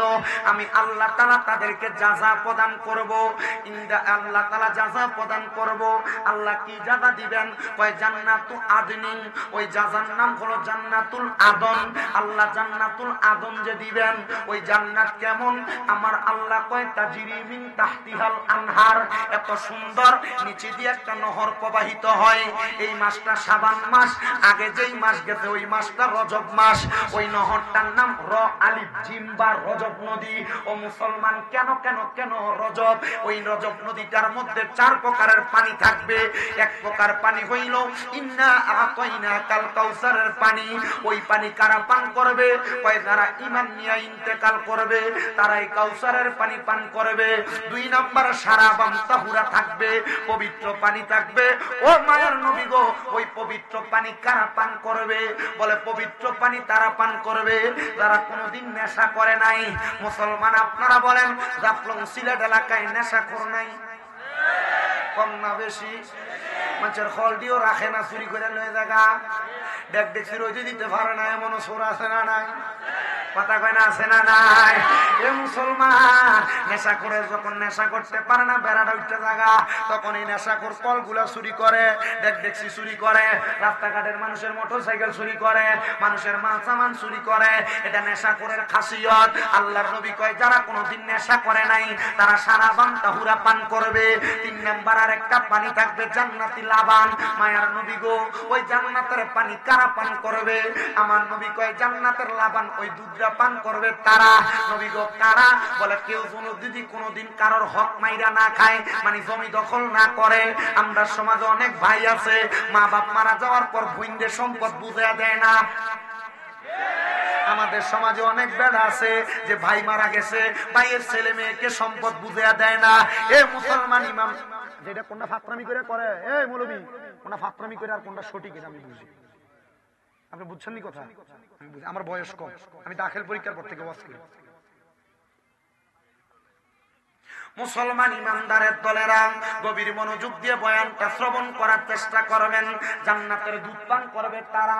বলে হুজুর কারা? জান্নাতের দুধ পান করবে ওই ব্যক্তি যারা কোনোদিন নেশা দ্রব্য পান করে নাই। হুজুর আপনার কাছে জানতে চাই আরেকটা প্রকার পানি কারা পান করবে? বলে ওই পানিটার নাম হলো জান্নাতের মধু। নবী গো, ওই জান্নাতের মধু কারা পান করবে? বলে জান্নাতের মধু তো তারা পান করবে। বলে তারা কারা? যারা কোনোদিন জবান দ্বারা মিথ্যা কথা ফায়সা কথা বলে নাই, তারাই জান্নাতের মধু পান করবে। কিন্তু আমরা ব্যবসা করতে যে মিথ্যা কথা বলি, বন্ধু বান্ধব চলার পথে সুন্দর গালিগালাজ চলতেছে, কোনো কিছুই মনে করে না। না রে মুসলমান ইমানদারেরা, আপনার কাছে আমার করজোরে আবদার, ফায়সা কথা বলা, মন্দ কথা বলা, গালিগালাজ দেওয়া, এগুলা থেকে দূরে থাকবেন, জান্নাতের মধু পান করতে পারবেন। সাহাবায়ে কেরাম প্রশ্ন করে নবী গো, ওই জান্নাতে কতদিন থাকবে? কয় খালিদিনা ফিহা, জান্নাতে চিরস্থায়ী বাসিন্দা হয়ে থাকবে। কিন্তু বাবা আলেমরা বুঝতে জিজ্ঞাসা করেন, শেষে একটা শব্দ লাগাইছে আবাদা। এই আবাদা লাগায়া জান্নাতীদের মজা বুঝাই দিছে। জান্নাতীরা জান্নাতে প্রবেশ করবে, চিরস্থায়ী বাসিন্দা হয়ে থাকবে। শুধু তাই না, জান্নাতের মধ্য তাইকা ওই বান্দা বের হতে চাইবে না, বের হতে চাইবে না। নবী গো, ওই জান্নাতে কারা থাকবে? আপনি বলেন না, আপনি বলেন না। আমার নূরের নবী রাহমাতুল লিল আলামিন নবী আল্লাহ তাআলার কোরআন থেকে জানায়া দেয় রাদিয়াল্লাহু আনহুম ওয়া রাদওয়ান, যারা দুনিয়ার জমিনের মধ্যে সবচাইতে আমার আল্লাহকে বেশি ভয় করেছে, আমার আল্লাহকে রাজি খুশি করেছে, আমার আল্লাহ যাদের প্রতি রাজি খুশি থেকেছে, তারাই ওই জান্নাতের মধ্যে থাকবে, ওই জান্নাতের আরামায়েশ ভোগ করবে। নবী তারা কারা? কয় যালিকা লিমান খাশিয়া রাব্বা, দুনিয়াতে আল্লাহকে সবচাইতে বেশি ভয় করেছে যারা। ও মায়ের নবী, তাহলে আল্লাহকে খুশি করে কারা? আল্লাহ তাদের প্রতি খুশি। আমার নবী রাহমাতুল লিল আলামিন নবী জানায়া দেয় রাদার রব্বি ফি রিদাল ওয়ালিদাইন, যাদের প্রতি তাদের মা বাবা সন্তুষ্ট, আমার আল্লাহ তাদের প্রতি সন্তুষ্ট। সাখাতুর রব্বি ফি সাখাতিল ওয়ালিদাইন, যাদের প্রতি তাদের মা বাবা অসন্তুষ্ট, তাদের প্রতি আমার আল্লাহ অসন্তুষ্ট। তুই তুমি আল্লাহকে সন্তুষ্ট না কইরা তোমার মা বাপরে কষ্ট দিয়া, মা বাপরে খানা না দিয়া, অনেক সন্তান ভাই ভাই ঝগড়া করে মা বাপরে আলাদা করে দেয়, অনেক সন্তান ভাই ভাই ঝগড়া করে মা বাপকে জুদা করে দেয়, অনেক সন্তানেরা বউ কথার কথায় বলছে তোমার ভাইটা দুনিয়ার জমিনের ভিতরে কয় ভাই? 2-3 ভাই, কিন্তু তোমরা যে এই জায়গার ভিতরে বৈশা একা একা তুমি তোমার মা বাপরে ভাত খাওয়াও কেন? তোমার আর 2-3 ভাই কি নাই? এ সন্তান, এই কথা শুনি না তুমি তোমার মা বাপকে আলাদা করে দিছো, তোমার মা বাপ বাপকে জুদা করে দিছ। না রে সন্তান না, ওই আম্মা আব্বারে যদি জুদা করে দিয়া থাকো, মাপ চাই তোমার পায়ে দইরা। এই ওয়াজের মধ্যে আইসা না পুরা সিলেট বিভাগের বড় আলেম আইনা ওয়াজ করাইবা, কোনো লাভ হবে না। ওয়াদা কইরা যাইবা, কেউ যদি এমন মা বাপরে তুমি আলাদা করে থাকো, এখান থেকে বাড়িতে যাইয়া আম্মা আব্বার পা গুলার মধ্যে ধরবা, ধরে বলবা মা ও আব্বা জান আল্লাহর রাস্তে আমারে মাফ করে দেন। মা বাপ যদি মুখ দিয়া কয় মাফ করছি, তাইলে পাও ছাড়বা, নচেত পাও ছাইরো না। আম্মা আব্বা মাফ না করলে আমার আল্লাহ তোমারে মাফ করতো না। সন্তান তোমার মনে নাই তোমার আম্মা আব্বার কষ্টের সময়ের কথা, বড় কষ্ট করে মানুষের মতো মানুষ করছে। আব্বা বিছানায় পিঠ লাগাইতে পারে নাই, আব্বা পুরান জামা কাপড় পরছে, জুতা পরতে পরতে পায়ের গোড়ালিটা রাস্তায় লাইগা গেছে, কিন্তু নিজে কোনো নতুন জুতা কিনে নাই। তুমি সন্তানকে দামি জুতা কিনা দিছে, মনে কইরাতে করে সন্তান ওই জুতা পায়ে লাগায়া তুমি রাত্রবেলা তোমার ঘরের খাটের মধ্যে নিজে হাঁটা চলা করেছো। হায় রে সন্তান, তোমার কাছে এখন টাকার অভাব নাই, কিন্তু ওই আব্বার বড় অভাব। আব্বা জান অন্ধকার কবরে, সন্তানের দলেরা তোমার মা বড় কষ্ট করে তোমার মানুষ করছে। ঘরে যদি মুরগিটা দেশি মুরগি ডিমটা পাকতো, তুমি সন্তানের জন্য রাইখা দিত। 3 টুকরা মাছ রান্না করলে বাবা বাবারটা খাইতো, দুপুর বেলা তুমি তোমারটা খাইতা, কিন্তু তোমার মা তার টুকরাটা রাইখা দিত তুমি সন্তানের জন্য। কিন্তু এখন এমন সময় মা দুনিয়াতে নাই, 2-3 বেলা খানা না খাইলে কেউ তোমারে জিগায় না। আগে 1 বেলা খানা না খাইলে মা বারবার কইতো কিরে ফুট, পেটটা দি পিঠের সাথে লাইগা গেছে। এখন কেউ তোমার খবর নেয় না। সন্তান, এমন মা বাপরে যদি কষ্ট দিয়া থাকো, ওয়াদা করো এখান থেকে বাড়িতে যাইয়া মা বাবার পায়ে ধরে মাপ চাইবা। আজকের মাহফিল কবুল হবে কি হবে না এটার গ্যারান্টি কে দিবে কিনা আমি জানি না, তবে আমি একটা গ্যারান্টি দিয়া যাই, আগামীকালকে যদি শোনো এলাকার কোন মুরব্বী বাবারা দোকানে বৈশা বলতেছে হ্যাঁ শামীম দাদার ওয়াজ শুই না আমার ফুতে বাড়িতে যাইয়া আমি বাপের পায়ে ধরছে, কোন মহিলা একজন আরেকজনকে বলে হ্যাঁ শামীম দাদার ওয়াজ শুই না আমার সন্তান আমার পায়ে ধরে মাপ চাইছে, অনেকে চিন্তা করে হুজুর আমি তো কোনোদিন অন্যায় করি নাই, মা বাবার সাথে বেয়াদবি করি নাই, আমিও কি পায়ে ধরবো? আরে পায়ে ধরবা না, পায়ে ধরবা না, মাঝে মাঝে সুযোগ পাইলে আম্মা আব্বার পায়ে সুমা দিবা, সুমা। বলে হুজুর কেন? আরে বাবা আমি শামীম দাদা মাত্র কামেল প্রথম বর্ষে পড়ালেখা করি, কুমিল্লা ইউনিভার্সিটিতে বাংলায় অনার্সের ফাইনাল ইয়ারে, আমার এলএমের কোনো জোর নাই, আমি এলএমের জোর দিয়া কথা বলি না, মাদ্রাসায় ক্লাস 6-7 এ পড়তে ওলামায়ে কেরামের জবানে শুনছি আম্মা আব্বার কদমের তলে থাকলে কদমে চুমা দিলে আল্লাহ তাআলা সন্তানের দাম সম্মান ইজ্জত বাড়ায়া দেয়। এ মুসলমানের দল, এ মুসলমানের দল, আপনাদের দুয়ার বরকতে এখন কুমিল্লায় আমার 6টা মাদ্রাসা, এই পুরা মাদ্রাসা গুলার মধ্যে আমার ছাত্রের অভাব নাই, কিন্তু একটা কথা মনে রাখবা, ওই মা বাবারে কষ্ট দিয়া বাপটা দিয়া তুমি যদি দুনিয়াতে যত কিছু করো না কেন, কোটি টাকা কামাও না কেন, কোনো শান্তি পাইবা না। সন্তান, এ সন্তানের দলেরা শুধু মা বাবার পায়ে ধরে মাপ চাওয়া না, সুযোগ পেলে আম্মা আব্বার কদমে চুমা দিবা। আমি যেদিন চুমা দিছি এরপর থেকে আল্লাহ আমার ইজ্জত বাড়াইছে, যে ইজ্জতের আমি যোগ্য না, সম্মান বাড়াইছে যে সম্মানের আমি বিন্দু পরিমাণ যোগ্য না। ও মুসলমান, আপনারা ওই মা বাবার কাছে মাপ চাইবেন, কিন্তু অনেকে চিন্তা করে হুজুর যাদের বাড়িতে বাবা আছে তারা এখান থেকে বাড়িতে যাইয়া বাবার পায়ে ধরে মাপ চাইবো, আমার তো আব্বা নাই, আমি কার পায়ে ধরে মাপ চাইবো? হুজুর যাদের বাড়িতে মা আছে তারা বাড়িতে যাইয়া মার পায়ে ধরে মাপ চাইবো, আমার তো মা নাই, আমি কার পায়ে ধরে মাপ চাইবো? সন্তান তোমার মা নাই, তোমার কলিজাটা কষ্টে ফাইটা যায়। আগে টাকা পয়সা ছিল না, মার একটু সুন্দর দামি ফল ফ্রুট কিনা খাওয়াইতে পারো নাই, তোমার মা ফিরা জামা কাপড় পরছে, সুই দিয়া শিলিয়া শিলিয়া পরছে, তোমার ঈদের নতুন জামা কাপড় কিনা দিছে। মারে যদি দিগাইতা কি গো আপনি ঈদের জামা কাপড় কিনেন না, মা কইতে এখন কি আর আমার ঈদের বয়স আসেনি, এখন তোমার কাছে টাকার অভাব নাই, নাই, কিন্তু মারে 500 টাকা দিয়া কিনে একটা কাপড় পরাইতে পারো না। সন্তানের দল, ওই মা বাপ যদি কবরে থাকে আল্লাহর কাছে খাস করে দোয়া করবা, আল্লাহ আমার মারে মাফ করে দেন। বলে হুজুর মাফ করে দেন, আমি দোয়া করলে কি কবুল হবে? রহমতের নবীর ঘোষণা, দুনিয়াতে কোন সন্তানের মা মারা যাওয়ার পরে, বাবা মারা যাওয়ার পরে ওই সন্তান যদি রব্বির হামহুমা কামা রাব্বায়ানি সগীরা বইলা চোখের মনি কুঠার মধ্যে একটা মাটির মাথা পরিমাণ পানি ছাইরা দিয়া কান্দে, ওই পানিটা মাটিতে পড়ার আগে আমার আল্লাহ তাআলা তার মা বাবার জীবনের গুনাহ মাফ করে দেয়। একটু পরে আখিরি মুনাজাত হবে, আপনার মায়ের জন্য দোয়া করা হবে, আপনার বাবার জন্য দোয়া করা হবে। অনেকে চিন্তা করে হুজুর মা বাপ মরে গেছে আর কিসের দোয়া, মরলে তো দায়িত্ব শেষ। কিন্তু না না না, আমার নবীকে বনু সালমা গোত্রের এক লোক প্রশ্ন করি, ইয়া রাসূলুল্লাহ হাল বাকিয়া মিন বিররিয়া বুয়াইয়া শাইউন আবার রুহুমা বিহি বাদা মাউতিহিমা। নবী গো আপনি বলেন না আমাদের মা বাবা মারা যাওয়ার পরে আমাদের কোনো দায়িত্ব আছে কিনা? আমার নবী কয় কলা না, অবশ্যই দায়িত্ব আছে। নবী গো দায়িত্ব কি? কয় এক নাম্বার দায়িত্ব আসসালাতু আলাইহিমা, তার জন্য দোয়া করা। দুই নাম্বার দায়িত্ব ওয়াল ইস্তিগফারু লাহুমা, তার জন্য ক্ষমা প্রার্থনা করা। তিন নাম্বার দায়িত্ব ওয়া ইনফাযু আহাদিহিমা, আম্মা আব্বার জন্য আম্মা আব্বার ঋণ থাকলে পরিশোধ করা, ওয়াদা পূরণ করা। চার নাম্বার দায়িত্ব ওয়াসিলাতির রাহমিল্লাতি লা তুসালু ইল্লা বিহিমা, মা মারা যাওয়ার পর মার বংশদের সাথে, বাবা মারা যাওয়ার পর বাবার বংশদের সাথে সম্পর্ক বজায় রাখা, আত্মীয়দের সাথে সম্পর্ক বজায় রাখা। আর পাঁচ নাম্বার ওয়া ইকরামু সাদিকিহিমা, মা বাবার বয়সী মুরব্বিদের সাথে মুরব্বিদেরকে সম্মান দেওয়া। বলে হুজুর এটা করলে লাভ কি হবে?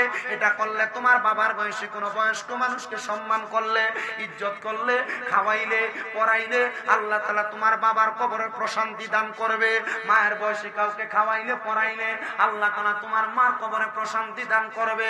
সন্তান তোমার মা দুনিয়াতে বাইচা থাকলে, বাবা দুনিয়াতে বাইচা থাকলে, তুমি যদি তোমার মারে যদি তুমি মাসে 1000 টাকার ফল কিনা খাওয়াইতা, 12 মাসে 12,000 টাকা লাগতো।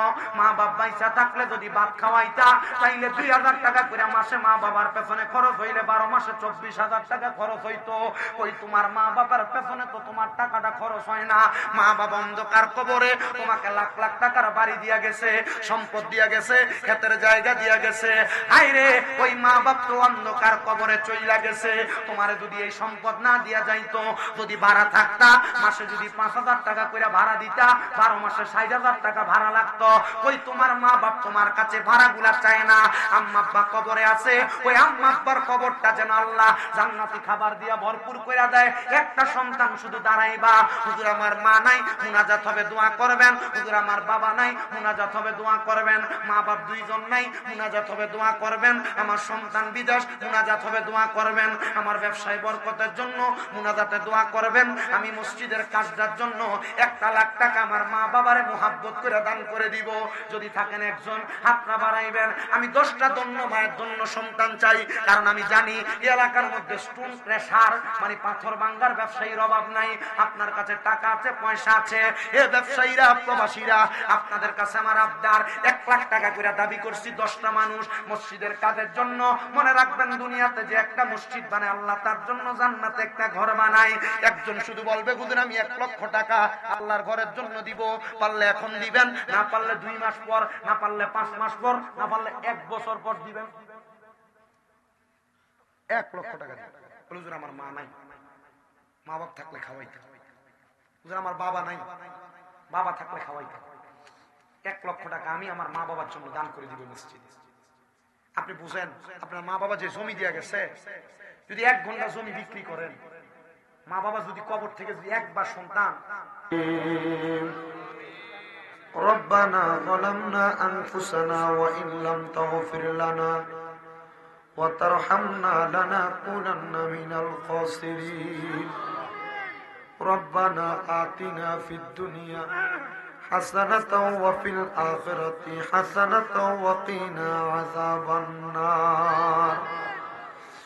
या इलाही रहम फरमा, मुस्तफा की वास्ते खुले दे दरवाजाए रहमत गदा की वास्ते। रहमतुल लिल आलमीन खत में रसूल जाने जहां अहमद हामिद मुहम्मद मुस्तफा की वास्ते मबूदो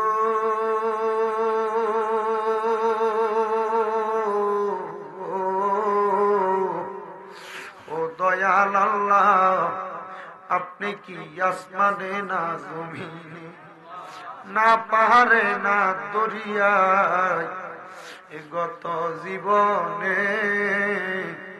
আপনার কত তালাশ করলাম সন্ধান পাইলাম না আল্লাহ বহু সন্ধানের পরে এই সিলেট জেলার অন্তর্গত ঐতিহ্যবাহী জাফলং দক্ষিণ লাখের পার নূরে মদিনা জামে মসজিদের উদ্যোগে 19তম বাৎসরিক ইসলামী সুন্নি মুহা সম্মেলন সাজায়া এলাকার উলামায়ে কেরাম বিশেষ করে আমার দাড়ি পাকা মুরব্বী বাবারা বিশেষ করে তালেবুল ইলম ছাত্র ভাইয়েরা আমার যুবক নওজোয়ান ভাইয়েরা পর্দার অন্তরালের আমার অনেক মা বোনেরা আপনি আল্লাহর শাহিন শাহী পাক দরবারে মাপ পাওয়ার আশায় গুনাহগার কাঙ্গালের বেশে দুইটা হাত বাড়াইছে আল্লাহ যার হাতটা তোমার কাছে মায়া লাগে পছন্দ হয় ওই হাতের উসিলায় আমরার জীবনের গুনাহ তুমি আল্লাহ ক্ষমা কইরা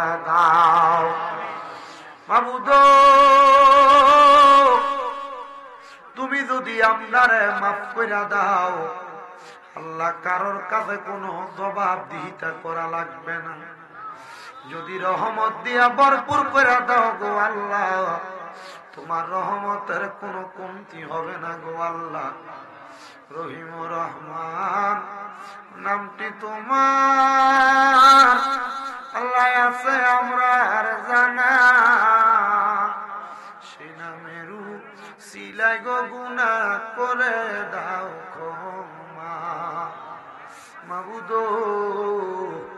আমরা গুনাহগার আমরা বদকার আমরা সিয়াকার আমরা জীবনের গুনার দিকে তাকাইলে আমরার কাছে বড় ভয় ভয় লাগে রে আল্লাহ আল্লাহ যাদের দুনিয়ার জমিনের ভিতরে এই গুনাহগুলা নিয়ে আমি অদম গুনাহগারের মতো হাত বাড়াইছি তাদের প্রত্যেকের জীবনের গুনাহ তুমি আল্লাহ ক্ষমা কইরা দাও ও দয়াল আল্লাহ ফরিয়াদ তোমার দরবারে গুমনি আজকের মুনাজাতে কে জানি হাত বাড়াইছে কার জানি জগতের মধ্যে বাবা নাই যেই বাবা রিক্সা চালাইয়া মাটি কাইটা মাথার গাম পায়ে ফালাইয়া পরের বাড়িতে বদলার কাম কইরা সন্তানরে মানুষের মতো মানুষ করার জন্য আব্বা সন্তানরে দুনিয়ার জমিনে দুনিয়ার আলো দেখাইয়া অন্ধকার কবরের বাসিন্দা এমন আব্বার কবর তুমি আল্লাহ জান্নাতের বাগান বানায়া দাও মনিব কে জানি হাত বাড়াইছে কার জানি জগতের মধ্যে মা নাই রে মা হায় রে মা মারে মা কইয়া ডাকলে কলিজার আগুন ঠান্ডা হইয়া যায় যেই মায়ের দিকে এক নজরে তাকাইলে কবুল হজরে সওয়াব হইয়া যায় এমন মা যাদের অন্ধকার কবরে রে আল্লাহ আমার কবর জান্নাতের বাগান বানাইয়া দাও মরিয়া গিয়াছেন আল্লাহ আল্লাহ দারার মাওবা মাফ করিয়া দেন না গো আল্লাহ কবরে কত আদর করছেন আমায় আব্বা দুধ কলা খাওয়াইয়া এখন কেমনে শুইয়া গো রইছেন কবরে আল্লাহ যাদের মা বাবা কবরে আম্মা আব্বার কবর জান্নাতের বাগান বানিয়ে দাও যাদের মা বাবা বেঁচে আছে হায়াতে বরকত দান করো তাদের আম্মা আব্বা অসুস্থ পরিপূর্ণ সুস্থতা নসিব করো আম্মা আব্বার খেদমত করার মতো তৌফিক দান করে দাও রব্বুল আলামিন আল্লাহ মায়ের বংশ বাবার বংশ দাদার বংশ দাদির বংশ আত্মীয় স্বজন আহলে আওলাদ তারা অন্ধকার কবরে কবর জান্নাতের বাগান বানাও আল্লাহ। যারা বেঁচে আছে হায়াতে বরকত দান করো।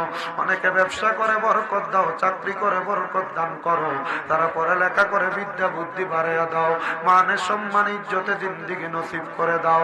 অনেক প্রবাসী ভাইয়েরা বিদেশ থেকে দোয়া চায়, আল্লাহ আমার প্রবাসীদের খাস দোয়া তুমি কবুল মঞ্জুর করে নাও। বিশেষ করে ঐতিহ্যবাহী জাফলুম দক্ষিণ লাখের পারে মদিনা জামে মসজিদের 19তম মাহফিলে যারা টাকা দিয়া, পয়সা দিয়া, শ্রম দিয়া, বুদ্ধি দিয়া, মাইক দিয়া, লাইট দিয়া, প্যান্ডেল দিয়া, মিডিয়ার বাইরে সহ সম্মানিত শ্রোতা মণ্ডলী, পুরুষেরা, পর্দার অন্তরালের মা বোনেরা, আল্লাহ প্রত্যেককে তুমি কবুল আর মঞ্জুর করে নাও। ও দয়াল আল্লাহ, ফরিয়াদ তোমার দরবারে গমনে আমরা গুনাহগারেরা তোমার দরবারে হাত বাড়াইছি গো আল্লাহ। এই মাহফিল কিয়ামতের আগ পর্যন্ত কবুল মঞ্জুর করে নাও। বিশেষ করে মসজিদের কাজের জন্য 55, 20,000, 10,000, 5,000, 1 টাকা পর্যন্ত যারা যারা দান করেছে প্রত্যেকের দানের হাদিয়া সোনার মক্কা মদিনায় পৌঁছায় দাও। পর্দার অন্তরালের মা বোনদেরকে কবুল মঞ্জুর কইরা আমরা প্রত্যেকের মরণের আগে আখিরি জবানে মধুর কালেমা পড়াইয়া দিয়েন লা ইলাহা ইল্লাল্লাহু মুহাম্মাদুর রাসূলুল্লাহ সাল্লাল্লাহু আলাইহি ওয়াসাল্লাম। আসসালামু আলাইকুম ওয়া রাহমাতুল্লাহি ওয়া বারাকাতুহু। ওয়া আলাইকুম আসসালাম ওয়া রাহমাতুল্লাহি ওয়া বারাকাতুহু। সম্মানিত উপস্থিতি, আপনাদেরকে